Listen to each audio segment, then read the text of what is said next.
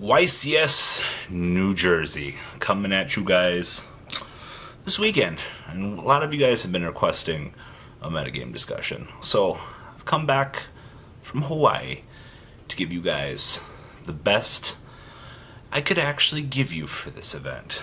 I'm not going to be attending Jersey, I'll be honest with you, but that doesn't mean I don't want to talk about the event. So we're going to give a nice little rundown metagame discussion for this event, what you can be expecting as a player, and to top things off, just how wacky I look right now, because god damn, I'm looking fucking snazzy. Let's dig into this, shall we?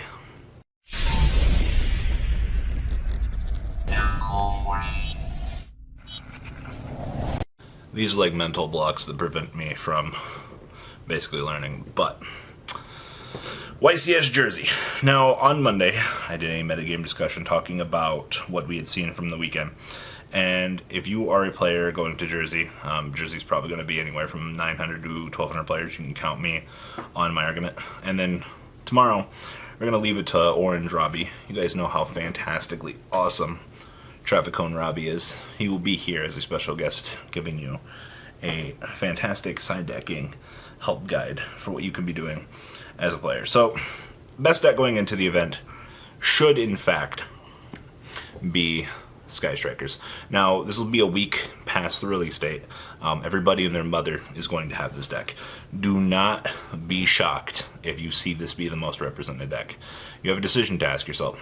Either you're rolling in there with the best deck and selling it after the event, making yourself a little extra money, or you're going into this event just fucked, honestly. Now, I don't think that Sky Strikers is going to be the best deck to be the best deck. They're going to be the best deck through numbers, if that makes sense. I think it'll be the most highly represented because of its consistency and just the bullshit that it has going for it as an engine. Now, Sky Striker is a splashable engine, which means you can see it across the rest of the meta as techable engines. Now, I'll comment on that later in this video. The best deck that I've seen in terms of power structure is Gouki. Now, you already should know that Sky Striker is the best deck. Now, Gouki does all of its combos. I've talked about this 100 times over at this point. But Gouki, through its combos, you either use a preventative action. I honestly would suggest Birth Control or a Condom to prevent it. Ghost Reaper, Ash Blossom, things like this. Or you use our good friend Sphere Mode and you prepare for the baby that's about to come. It's literally just how it goes. There's literally only two things you can do to the deck at some point, unless you prevent it from happening. So be safe when you play against Gouki. But that's the point of the deck. Gouki's power scaling and the boards it produce, I think, are the strongest. Meanwhile, you know, Sky Striker, a little bit grindier and slower. But, you know, Sky Striker still goes into Gouki because of Hornet Drones being a warrior that it can produce. So those are your two best decks. Number 3 on the list is Trickstar. Now, Trickstar had a very low representation from the regional list and things this weekend. But the things that we saw with Trickstars, we saw a Trickstar Sky Striker list win an event, which doesn't particularly matter all that much. I'd consider that an abnormality. But when you look at the grand scheme of things and just how this format is going, honestly, Trickstars still have everything that they've had. You have triple reincarnation. You can still disrupt the hand. You have licorice. You know, I don't know what more you want as a Trickstar player. Like, your life is grand. You know, congratulations. Everything is perfect for you.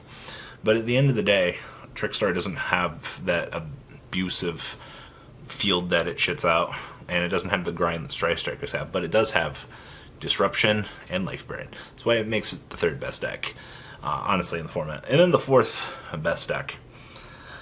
So, Spyrals are still here.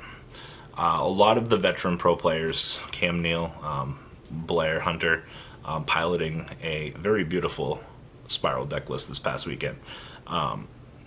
Both players have been noted to do really well with these decks, but Spyrals are basically Trickstar. Now, I've said this as well, but the thing that Spyrals have that Gouki don't is named Spiral Sleeper.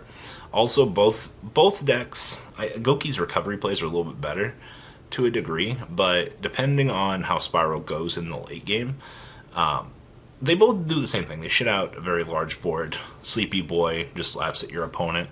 Both actions of the deck are the same thing.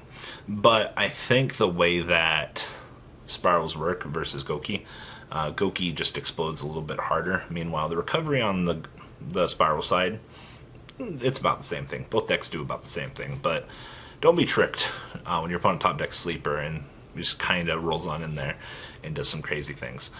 The deck's explosive power it's very real. Now, those are the big four.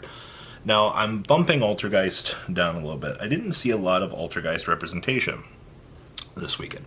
Siliquidos Impermanence is great. It's a TCG ruling with materialization that kind of cocks the deck a little bit. It's not necessarily a bad thing, but unfortunately, because of what it's doing and the way that Sky Strikers and Gouki just punch the deck in the face, like, good old 1-2, the deck just kind of falls to the wayside. And I'm not saying that the deck isn't good. I'm saying that the deck is, compared to the other four, it's not as great as I had once thought it to be. I've sucked off Altergeist, and I love the deck. I really do. I think the plays that the deck can do are great, but for the procedures in which it has to go through it and the way that the rest of the meta is going, this is actually fantastic. If the deck falls back a little bit, then that means you'll have to deal with it next list. It'll be a contender if you want to invest in it for August and going forward. I think that's great value. Just because the deck's not good now doesn't mean that it won't be good later. But right now, let the big four beat it out. At least, if you invested in Trickstars at this point, you still have your investment. It's still there. All right. True Draco. Consistency gets you there. Let's be real.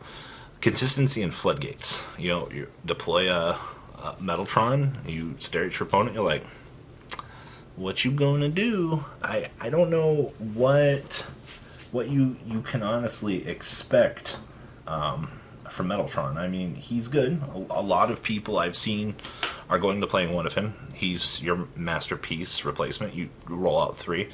I've heard discussions. People don't like Metaltron. It's up to the player. But your floodgates are what's going to get you there. Now, much like Altergeist and the things I would argue for, how often can you open these floodgates and how often can you win these dice rolls?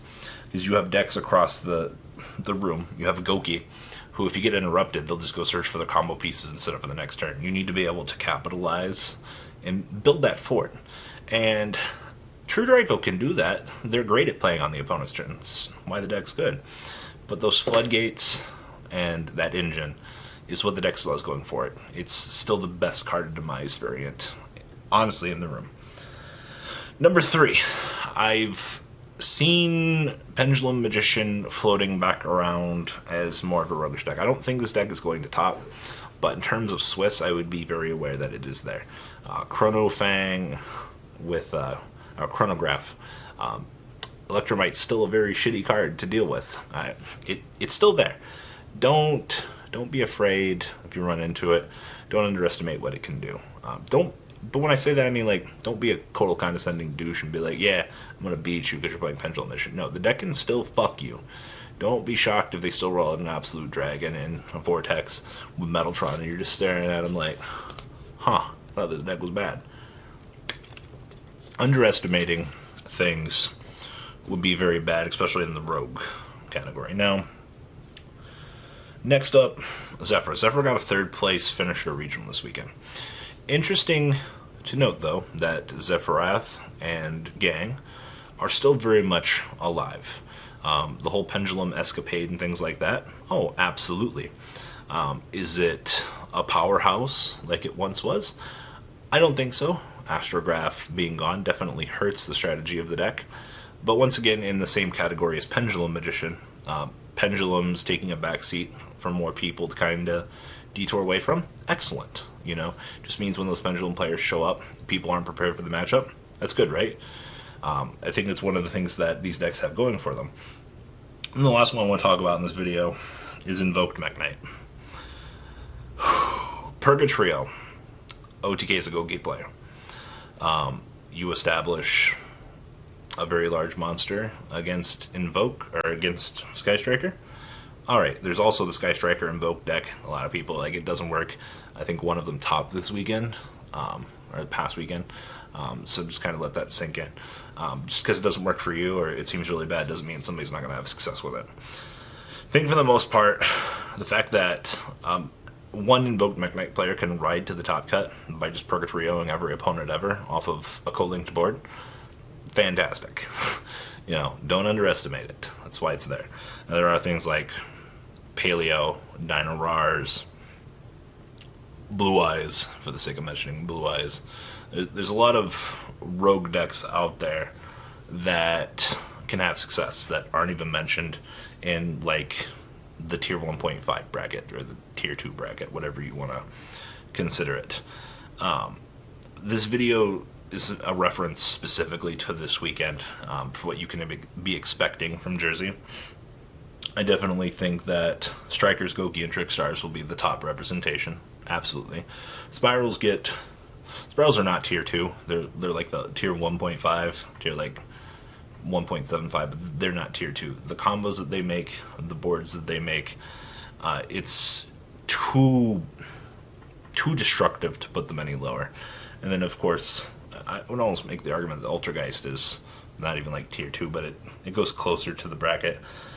It's just, it depends on your matchups and how things go that day. But do not underestimate Rogue, because Rogue is actually doing really well, especially the passive nature that Konami has been taking with these lists as of late. You can even see something like the stun deck from Italy show up. So prepare yourself. It's going to be an interesting ride. So much like all duelists out there, best of luck to you if you are playing in Jersey. We will have a nice metagame or side deck discussion tomorrow. Kudos of our friend Orange Robbie. So, remember, look at me, look at me. I'm the captain now. Peace out. The ride never ends, guys. Make sure you enable those notifications to get the latest videos that are being posted on this channel. Make sure you guys check out VanCole40 for my Cardfight Vanguard channel. And join me and House of Champions on the Zodiac Duelist TV Twitch stream. We'll be interacting with our audiences.